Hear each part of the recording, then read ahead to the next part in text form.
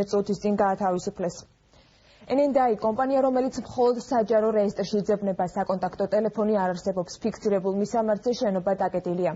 კონკრეტულ აუქციონამდე რამდენიმე დღით ადრე დარეგისტრირებული კომპანია უნივერსიტეტის მიმდებარედ 6 ჰექტარი მიწის მფლობელი ნაკვეთის მფლობელია, რაც აპირებს ინვესტორი მაესტროს კითხვა ადრესატისგან უპასუხოდ დარჩა. ინფორმაციის ნაწილი ხელმისაწვდომი დაინტერესებული პირებისათვის გახდა. ნინო არღულიანი არ ყოფდა რა ინფორმაციას ფლობენ სტუდენტები და რა შეიძლება ნაძვნარის ადგილას აშენდეს. იმ ობიექტების ჩამონათვალი, რომელიც შესაძლოა უახლოეს მომავალში ბიბლიოთეკის მიმდებარედ აშენდეს, სახელმწიფო უნივერსიტეტის სტუდენტებისათვის დღეს უკვე ხელმისაწვდომია. სასაფლაოს მოწყობასთან დაკავშირებით თანხმობა მიღებული აქვს და ამასთანავე დამატებით მაგ თანხმობა მიცემული აქვს მიმდებარე ტერიტორიაზე საზოგადოებრივი დანიშნულების ობიექტების, სარიტუალო დარბაზის, საბანკეტო ავტოსადგომის და ასე შემდეგ აშენების შესახებ. დავალებული აქვს, რომ გაითვალისწინოს ნორმები მხოლოდ. აი ეს ნორმები ჯერ არ არის გადაწყვეტილი და ამაზე ვიბრძვით, რომ ამ ნორმებში ჩაიწეროს ის, რომ ჩვენი ინტერესები დაიცვას, უნივერსიტეტის ფაქტობრივ სარგებლობაში არსებული ტერიტორიები უნდა დავიცვათ და დაუპირისპირდეთ აი ამ ბიზნესის ფეტიშიზაციის და ბიზნესის თავნებობის კამპანიას.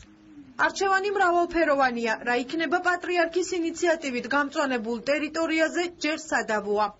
ოფიციალური დოკუმენტების მიხედვით ეს ტერიტორია 2013 წლის ოქტომბერში გასხვისდა.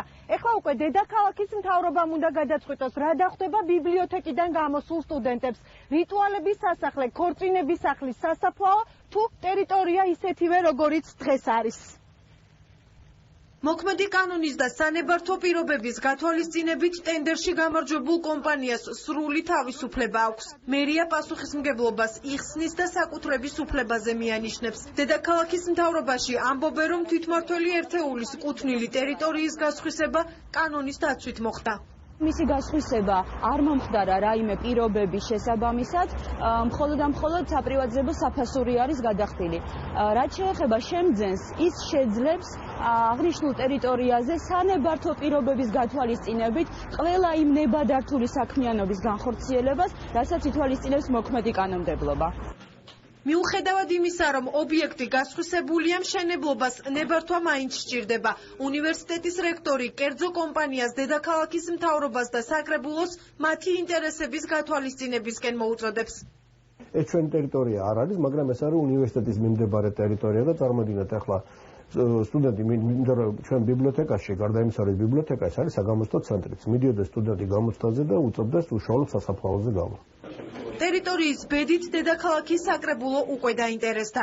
იქიდან გამომდინარე, რომ მთელი შემოგარენი არის სასაფლაო და იქიდან გამომდინარე, რომ იქ არის რეკრეაცია და გამწვანების ზოლი, მივეცით რეკომენდაციები, რომ იყოს თავიდან ბოლომდე მოწესრიგებული გამწვანების კუთხით.